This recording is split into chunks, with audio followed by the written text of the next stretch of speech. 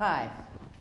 I'm going to tell you a story entitled Gender Binary and LGBTI People, Myth and Medical Malpractice. And the myth is the gender binary, as exemplified in the Adam and Eve story, with the implicit notions that there's only two sexes and sex and gender are the same thing, and there is only heterosexual attraction.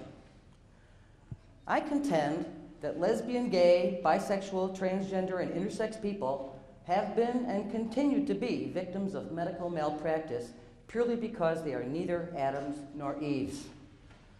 And what I'm going to do is summarize for you what scientists have learned about sexual development, especially in the brain, over the last 50+ years, and then I'm going to tell you what the medical community has been doing and what they're still doing. Physiologists call the mechanism of sexual development in mammals the organization-activation mechanism. And as we well know, our genitalia are organized before we are born, first under the influence of genes and then hormonal influence, the important variable being whether testosterone is present or absent during critical periods of development. So we know we come into the world with genitalia that are already shaped, but we also know these genitalia are not mature and they're not working yet. That happens with activation. Hormones from the gonads at puberty cause them to function. So that's the organization activation mechanism. On the right, we have the female. If development, if the sperm that fertilizes the egg has an X chromosome, we get a genetic female, XX, and the gonad will automatically become an ovary. Now in the female, the ovary does not have to produce hormones before birth. We get a typical female, the internal genitalia, external genitalia, and the brain, as we will see, develop as they do in a typical female without any hormonal support. And the ovaries only put out significant hormone starting at puberty with activation. In the male, if the sperm has a Y chromosome, we get a genetic male, XY, and there's a special gene on that Y chromosome called the SRY gene that codes for a protein that makes that gonad become a testes. So notice that the male has a special gene on the Y chromosome necessary for making a testes. And then the testes must secrete hormones in order to get a typical male. One hormone is going to stifle the development of the female internal genitalia. And the testosterone is necessary to support the development of the male internal genitalia, and as we shall see, the male brain. And in the external genitalia, an enzyme will convert the testosterone to dihydrotestosterone, which will masculinize the genitalia. So notice that the male has to make a hormone to stifle femaleness and has to make another hormone to support maleness. We all start out the same way, internally and externally, in the indifferent stage, where we start out internally as hermaphrodites, with the beginning of both the female system and the male system. Now, in the female, the male system, remember, automatically withers away, no hormone required. And the female system develops automatically, no hormone required. In the male, one hormone causes the female system to wither away, and the testosterone causes the male system to develop. The external genitalia, we start out with only one set of. And then we either go the female or male direction or something else, as I will show you. By the 7th to 8th week, the male and female start to look different because by this time the testes have formed and they're secreting testosterone. And so what would become the labia minora in the female would become the underside of the penile shaft, and what becomes the labia majora in the female becomes the scrotum in the male. By the 12th week, this story is over.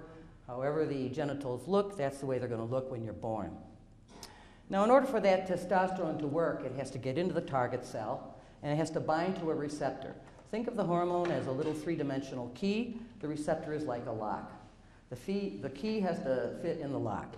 And when it does, we get an active transcription factor that will bind to the DNA in that target cell and cause certain genes to be expressed. Dihydrotestosterone does the same thing, and this is how we get maleness. So, folks, males are altered females. Everybody is a variation on the female theme. Females default, males are fully altered females, and it follows that if hormones have dose-dependent effects, we should have some people around who are partly altered, and that would give us a type of intersex. Yeah, intersex people are a physical refutation of the gender binary. because they differ physically from standard males or females. Many kinds of intersex people, some of them have ambiguous genitalia. I'm going to tell you about a couple of them. And intersex people demonstrate that the organization activation mechanism works in people just the same way as it does in all other mammals. So one kind of intersex condition is called androgen insensitivity syndrome. Is this person a female? Well, in every cell of her body there's a Y chromosome. And she's got testes, not ovaries. And the testes are pumping out testosterone, a lot of it. But the testosterone doesn't work because, see, we're looking at a map of that the gene for that testosterone receptor, the lock. And all these lines are pointing to places in the gene where we have found mutations in humans. And if the mutation is such that the lock changes shape so the key can't fit in it, then the testosterone and dihydrotestosterone cannot work. And that's what happened here. This is complete androgen insensitivity. So this is a genetic male, a gonadal male, but looks like a female, and that's what you get when that lock doesn't work at all. What if the lock works partly? Then the testosterone will give you a partial effect, and you'll get somebody looking like 2 or 3 or 4 or 5. If you're 3 or 4, that's really ambiguous genitalia, and we can't tell whether you're a male or a female. Like a mirrored condition is congenital adrenal hyperplasia, the classical type, because these are genetic females now who have been exposed to testosterone during development. They carry genes that have mutated so that an enzyme causes a lot of androgens to be made by the adrenal cortex. And so they're born not looking like typical females. They can have a very large clitoris, like 1 or 2 or 3 or 4 or even 5, that externally makes them look just like a male, although internally they have female organs, and this urethra is hooking up to a uterus rather than a prostate. So, folks, it's very clear that we're born with our genitalia. We don't learn them and we don't choose them. But what about sexual behavior? Do we learn our sexual identity? Do we choose our sexual orientation? I'm going to give you 4 lines of evidence that show that the organization activation mechanism works in the brain the same way it does in the genitalia in people like it does in all other animals. And these 4 lines of evidence are the animal work, the David Reimer story, sexuality of intersex people, and human brain work, where we're comparing trans and gay brains to the brains of Adams and Eves. The animal work. In 1959, the first paper showing the biological origins of sexual behavior, where they described treating female guinea pigs with testosterone during the later stage of pregnancy. This is after the genitalia have formed. And upon puberty, activation, these guinea pigs, although they were female, had sexual behavior that was very male-like.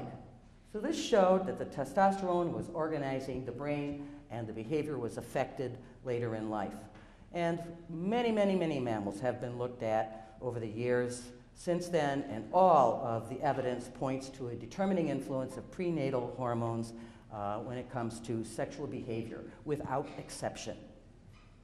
And something else we know from the animal work is this part of the brain here, called the hypothalamus, that's hooked up to the pituitary, which it controls, and it's also hooked up to the ancient emotional mammal brain, the limbic system. We know the hypothalamus is the place for instinctive drives and behaviors. When you're hungry, when you're thirsty, when you're sleepy, that's your hypothalamus talking to you. It's in charge of you. You are not in charge of it. And it's also in charge of sexual function. It's important to know that this limbic system, one component of which is the amygdala, the source of all your emotions and emotional expression, and this hypothalamus that are hooked up to each other, these are ancient places in the brain, similar in all mammals. We also know from the animal work that it's this front part of the hypothalamus in blue. This is a rat and that's a ewe. It doesn't matter because it's always the anterior hypothalamus that controls sexual behavior. We can show this. If we lesion this area, we destroy the sexual behavior in both sexes. If we stimulate it with hormone implants, we get that sexual behavior. If we look at this part of the brain under the microscope, we see sexually dimorphic nuclei. That is, different sized nuclei between males and females, suggesting this area of the brain has something to do with sexuality. In order to tell you about David Reimer and the intersex people, I have to introduce these 2 adversaries, John Money and Milton Diamond. John Money is the bad guy. He was a psychologist. He was a psychologist who formulated the psychosexual neutrality at birth theory. He maintained that we learn our sexuality. And this theory, we come into the world with a sexually blank brain, okay? We learn our sexual identity, we learn our sexual orientation, and this evolved into the optimal gender of rearing policy that required that you make sure that the genitalia look conventional so that the patient and the parents don't get confused about what their gender is supposed to be. And if you have altered the genitalia, you have to lie to this person because that would spoil their optimal gender rearing. Now, Milton Diamond was a biologist. In fact, he was a graduate student in that University of Kansas lab that published that first paper in 1959. So he has an evolutionary view, paid a lot of attention to the animal work. He wrote a great paper challenging Money's theory way back in '65 when Milton Diamond was just a grad student, but nobody paid attention to it because he was just a grad student. And John Money was already a big shot at Johns Hopkins. David Reimer was John Money's most famous patient, and this case was known as the John Joan case in the medical literature.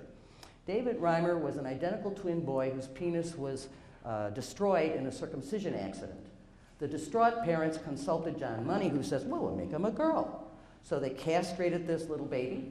They surgically altered him to look female, raised this kid as a girl, lied to him, told him he was born a girl, and John Money announced to the world that this was a great success, that this kid was growing up as a well-adjusted, happy girl and becoming a well-adjusted, happy woman. And you can see here is David as a little girl, Brenda, and at the age, this kid was miserable. John Money was telling the world that the kid was a happy girl, but he wasn't. She was miserable, made a lousy girl, and at the age of 14, without knowing he'd been lied to, without knowing he was born a boy, he decided to live in the world as a male. At this point, the father broke down and told him the truth, and for the first time, David Reimer understood who he was. And here you see him debuting as a male. He had surgery, he took hormones. He really tried hard to reclaim his life and live it according to his sensibility. He even married a woman with children. I have to go back and say, so what happened? John Money kept telling everybody that this was a big success, and when David Reimer started living in the world as a man, John Money claimed to lose track of him. How convenient. But fortunately, Milton Diamond found David Reimer, found him in the mid-90s, living as a man. And David Reimer had no idea that his case was a famous medical case. He had no idea that this case had become the model for standard care for babies with ambiguous genitalia, or baby boys born with a micropenis, or baby boys who had their penis destroyed. He had no idea that thousands and thousands, we have no idea really how many, thousands of intersex babies all over the world had their genitalia mutilated, were lied to, and raised in a gender that didn't feel right for who they are. When David Reimer understood that all these intersex people were suffering, he decided to cooperate with Milton Diamond, and he came forward and told his story, and this was the beginning of the end for John Money and his bogus theory. However, John Money's theory took hold in the 50s and prevailed through the 60s, 70s, 80s, and through most of the 90s, and his legacy lives on, as I will show you.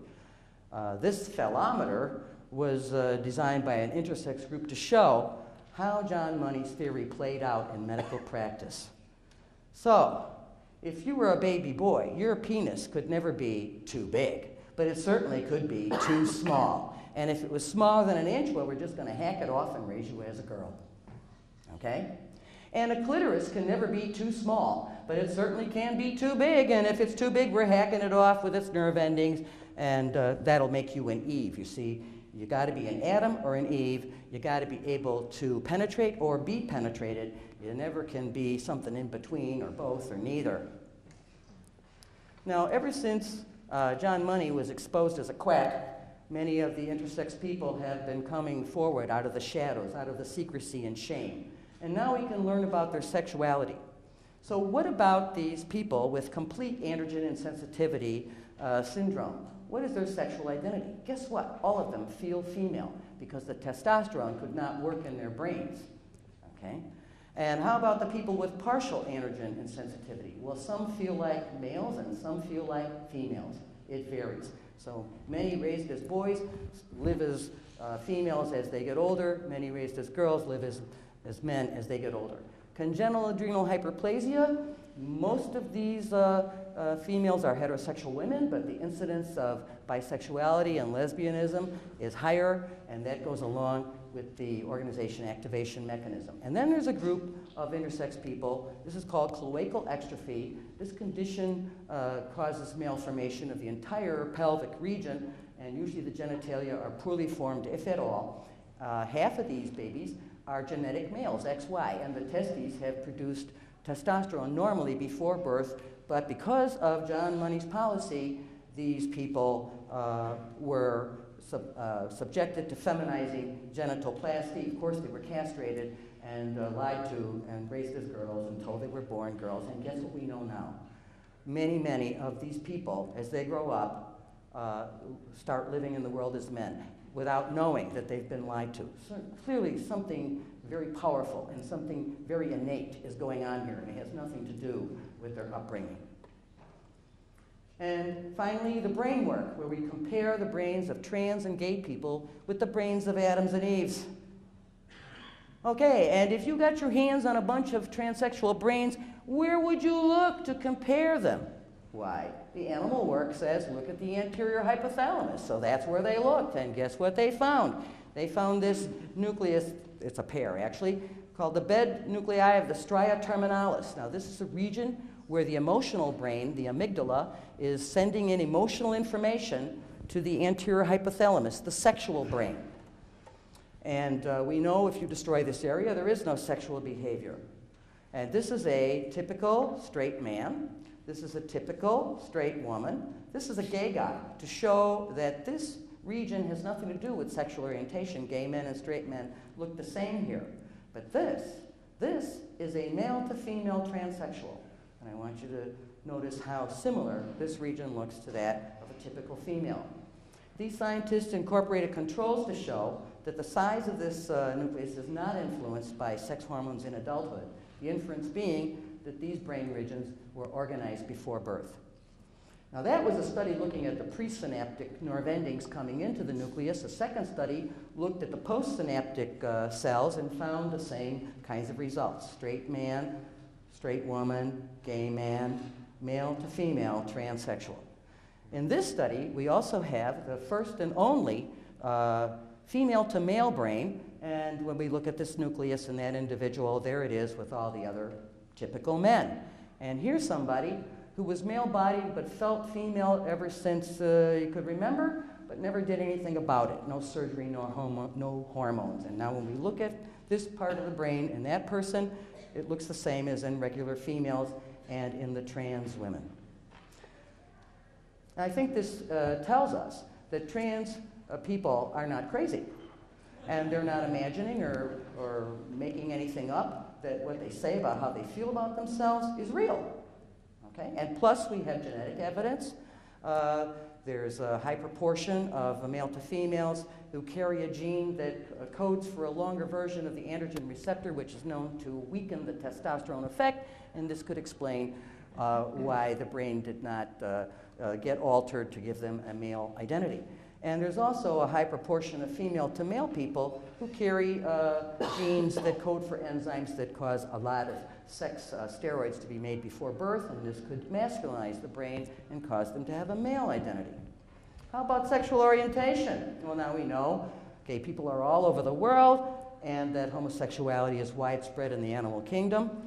And again, we get a hold of a bunch of gay brains like Simon LeVay did back in '91, and he looked at the anterior hypothalamus, of course, and we find that only this one pair of nuclei there, the third interstitial nuclei of the anterior hypothalamus, are very different between gay men and straight men. Straight men have a much bigger nucleus, and gay men have the size nucleus similar to that of regular females.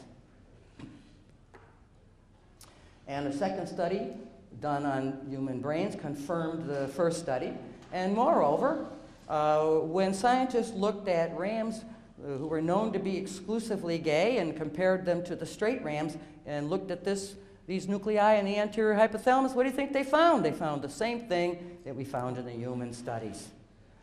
And functionally, we know the anterior hypothalamus lights up for same-sex pheromones in gay people and opposite-sex pheromones in straight people.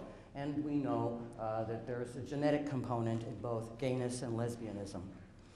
And so, this wordy slide is filled with quotations from the scientific experts in the field.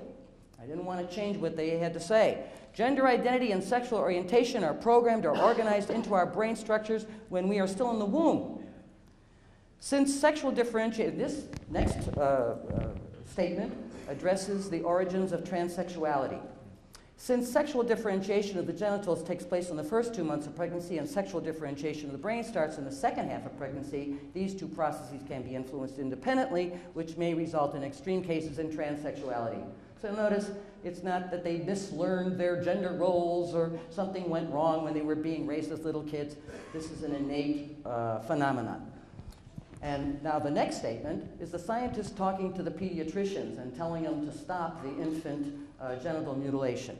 This also means that in the event of ambiguous sex at birth, the degree of masculinization of the genitals may not reflect the degree of masculinization of the brain. So don't think you can guess what the sexual identity of this kid is going to be by looking at the genitalia. You're going to have to let this child grow up, and they will tell you who they are. And finally, a humdinger sentence.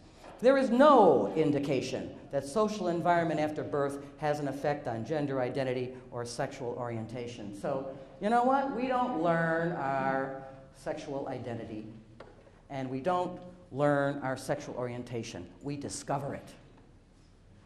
So what has the medical community been doing to LGBTI people?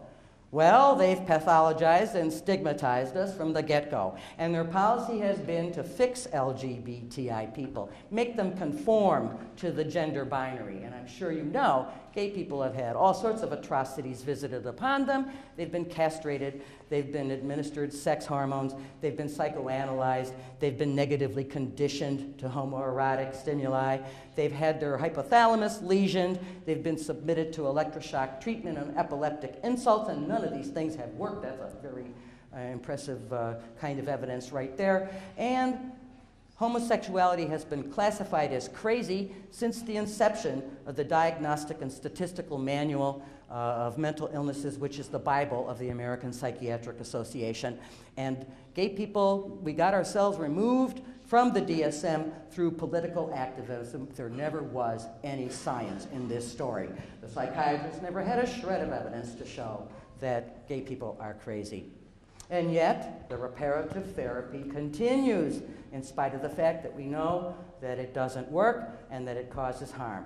And this quote here, saying that they're even using shock treatment still, is from an article in a newspaper from this month. The anti-trans quackery continues too. In the DSM, trans people are crazy. They have gender identity disorder.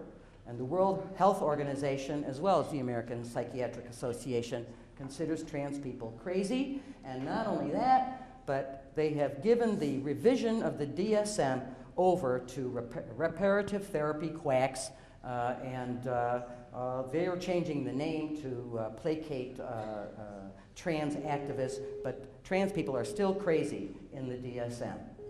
What about intersex people? What is the medical community doing to them? Guess what? They're still mutilating the genitalia of intersex babies. Whatever happened to medical ethics? Whatever happened to informed consent? Whatever happened to first do no harm? And speaking of harm, now that money has been exposed, there have been a few follow-up studies. These are males, half-raised female, half-raised male, and down at the lower table is all genetic males raised as girls, and that's a 2012 paper from Germany. And just look at those numbers, they're horrible. In spite of all the surgeries, these people hate their bodies, they're having all kinds of problems, 2/3 with sexual dysfunction. This word here means painful sex. You know, doctors with scores like these you never would have gotten into medical school. And these researchers never asked, what if we had done nothing? What if we left the genitalia alone with the nerve endings intact, everything working? And Milton Diamond went to the American Pediatric conference in 2000. He said, listen, you've got to declare a moratorium on these genital normalization surgeries until you can prove that you're doing something good.